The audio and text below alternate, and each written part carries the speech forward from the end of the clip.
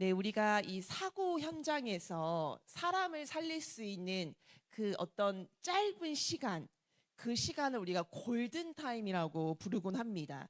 그래서 이 골든 타임이 지나가면은 우리가 절망하죠. 이제 늦었다. 이제 손 쓸 방법이 없다. 이제는 끝났다. 우리가 절망합니다. 그러나 이것은 사고 현장에만 있는 말은 아니죠. 우리 삶의 현장에도 이런 일이 가득하다는 것이죠. 이미 늦어버린 것 같은 상황, 손 쓸 수 있는 방법이 없는 것 같은 상황. 아, 여기까지인가? 이제 여기가 끝인가? 이런 인생의 순간들을 우리가 만나게 되기도 합니다. 오늘 이 본문에 나오는 마르다와 마리아, 이 두 자매가 겪은 딱 그 심정이죠. 우리 한번 21절 말씀을 같이 읽어보겠습니다.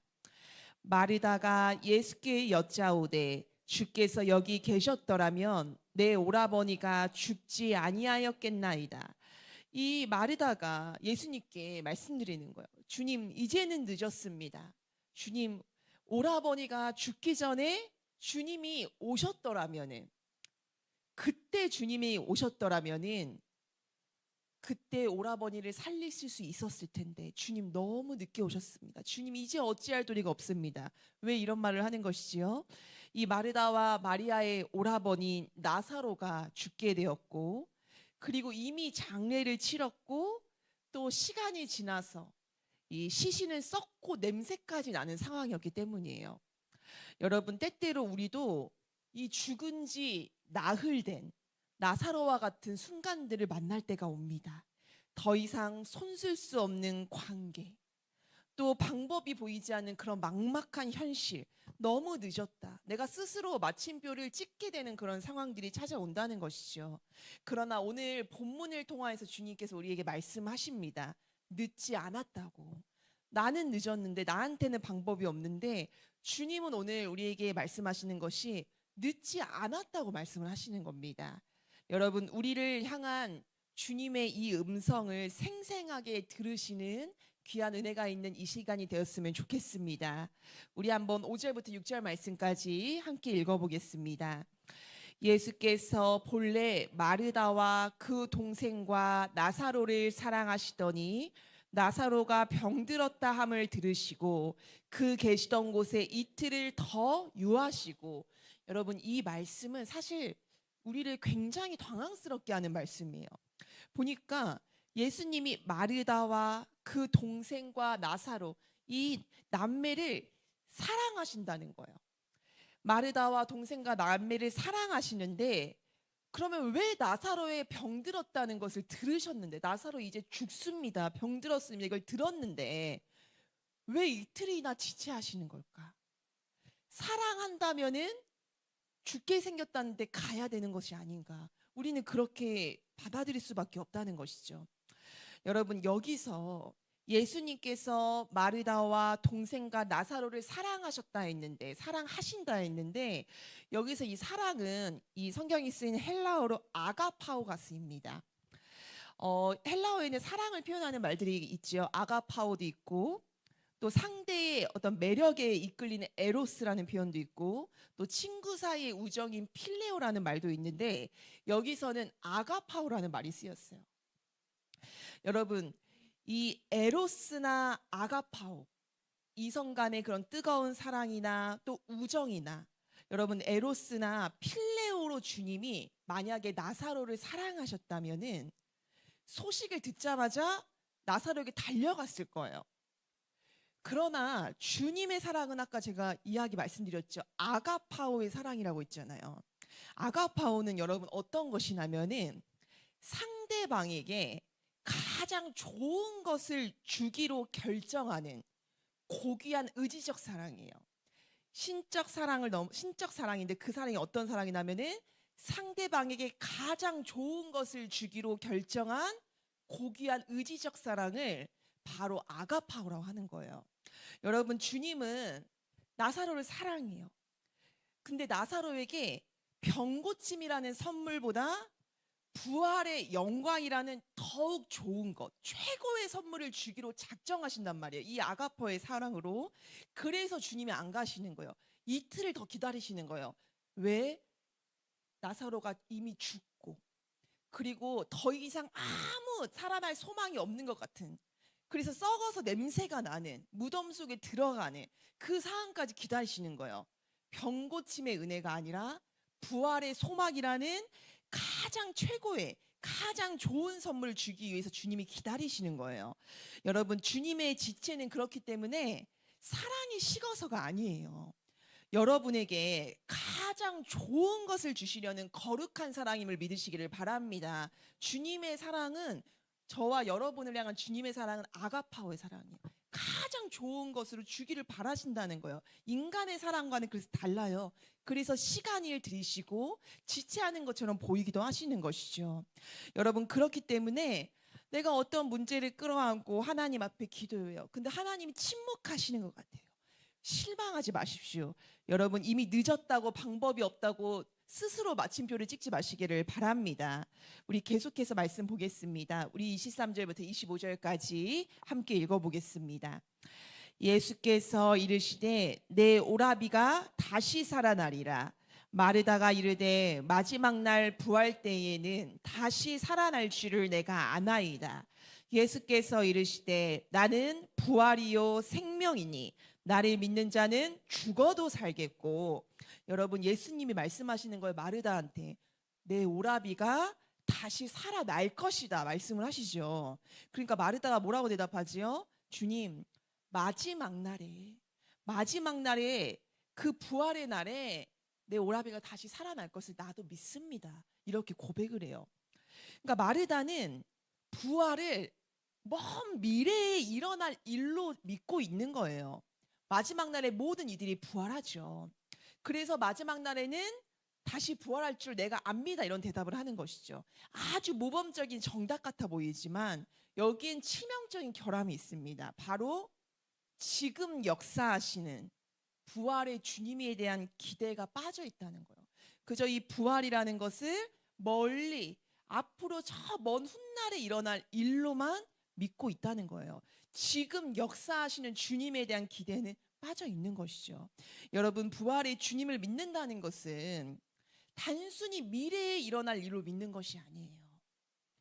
죽어 있는 내 삶의 현장 속에서, 내 상황, 여러 상황 속에서 지금 당장 생명을 불어넣으실 수 있는 하나님을 믿는 것이, 여러분, 부활의 하나님을 믿는다는 것입니다. 오늘 지금 역사하시는 하나님을 믿는 거예요. 여러분, 주님께서 일으키시지 못할 상황은 없습니다. 회복시키지 못할 상황은 없다는 거예요. 왜요? 부활의 주님이니까. 죽은 자도 살리시는 부활의 주님이시기 때문이에요. 우리가 살아가면서 만나는 관계의 문제 속에서, 때때로 만나는 재정의 문제, 소망이 보이지 않는 그런 현실 속, 나한테는 방법이 없는 것 같고 나한테는 소망이 없는데, 여러분, 부활의 주님이 우리와 함께 계신다는 거예요.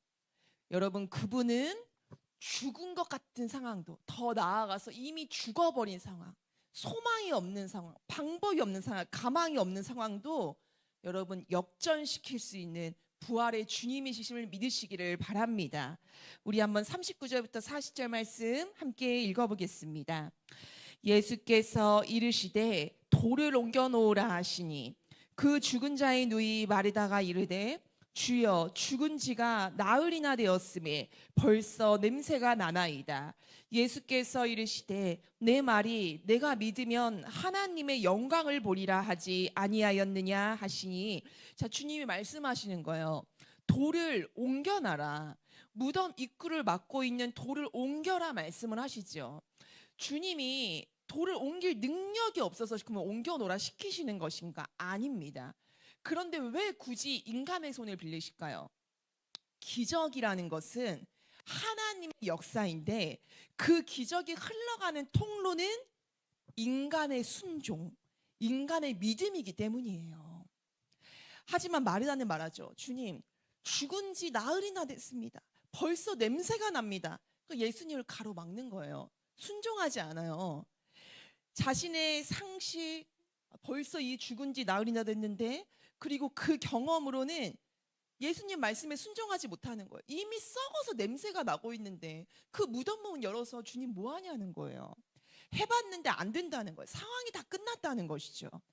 그러나 성도님들, 기적은, 하나님의 역사하심은 내 상식으로 도저히 이해가 안 되고 내가 겪어본 경험들로 도저히 일어나지 않는 일일지라도 주님의 말씀이기 때문에 내 불신의 돌을 옮겨 놓을 때에, 믿음으로 주의 말씀에 순종할 때 일어나는 것임을 믿으시기를 바랍니다. 주님은 우리에게 동일하게 말씀하시는 거예요. 40절에서 네가 믿으면은, 내가 믿으면 하나님의 영광을 보리라 하지 않았느냐. 내가 믿으면은 하나님의 영광을 보리라 하지 않았느냐. 여러분, 믿을 때에, 내가 믿을 때에, 주의 말씀을 믿을 때, 그 돌을 옮겨 놓으라는 주님의 말씀을 순종할 때에 우리는 죽은 삶의 영역을 살리시는 부활의 능력이 여러분 우리 삶 가운데 역사하십니다. 가장 좋은 것으로, 가장 선한 것으로 주시는 아가파오의 하나님을 그때 만나게 되는 것이지요. 여러분, 세계적인 지휘자인 번스타인이 이런 말을 했습니다. 음악에서 가장 연주하기 어려운 부분이 어떤 것입니까? 이렇게 물어봤더니 그분이 이렇게 얘기를 했다는 거예요. 음악에서, 악보에서 가장 연주하기 어려운 부분은 바로 쉼표입니다. 이런 이야기 했다는 거예요. 쉼표. 연주자들은 이 쉼표가 나오면 불안해한다는 거예요. 이 멈춰지는 상황을 불안해한다는 거예요. 그래서 빨리 다음 음을 연주해야 될 것 같아서 자기도 모르게 서두른다는 거예요. 그래서 여러분, 그런 가끔씩 이 영상 같은 것들 보면 이렇게 오케스트라가 연주를 하다가 딱 지휘자의 손짓에 따라 멈추는 상황인데 띡띡 하면서 이렇게 함께 나오는, 그런 연주자들이 나오는 상황들이 있지 않습니까? 그런데 여러분, 쉼표도 음악입니다. 쉼표도 음악이에요. 쉼표가 있을 때 그 다음 소리가 진짜 음악이 되는 것이죠. 마치 우리 인생에 하나님이 쉼표를 찍어 놓은 것 같은 순간이 옵니다. 그때 너무 우리가 불안한 거예요. 쉼표는 우리를 불안하게 해요. 그러나 하나님은 지금 가장 중요한 대목을 준비하고 계실지도 모릅니다. 주님이 다시 일하실 때 여러분, 무덤이 열리고 또 초상집이 잔치집으로 변한 것처럼 우리의 삶도 역전되는 줄로 믿습니다. 주님은 무덤을 향해 큰 소리로 말씀하시죠. 나사로야, 나와라. 말씀하세요. 주님이 말씀하신 그 순간에 죽은 지 나흘이나 돼서 그 냄새가 나서 썩어가던 그 육체에 생기가 돌고 그 멈췄던 심장이 다시 뛰기 시작하는 거예요. 그리고 나사로는 그 죽은 그 상황 그대로 배로 동여진 채 무덤 밖으로 스스로 걸어 나오지 않습니까? 여러분, 하나님은 절대 늦지 않으세요. 하나님은 절대 늦지 않으십니다. 우리가 때때로 주님이 침묵한다고 여기는 그 시간은 하나님이 아가파오로 우리를 사랑하시기 때문에, 가장 좋은 것으로 주기로 이미 작정하셨기 때문에, 그런 의지로 사랑하시기 때문에 여러분 준비하는 시간인 것이지요. 그러므로 여러분, 불신의 돌을 옮겨놓고 주님의 말씀에 믿음으로 순종하시기를 바랍니다. 그리고 다시 주님과 함께 일어나는 역전의 주인공들이 되시기를 주님의 이름으로 축복하고 소망합니다.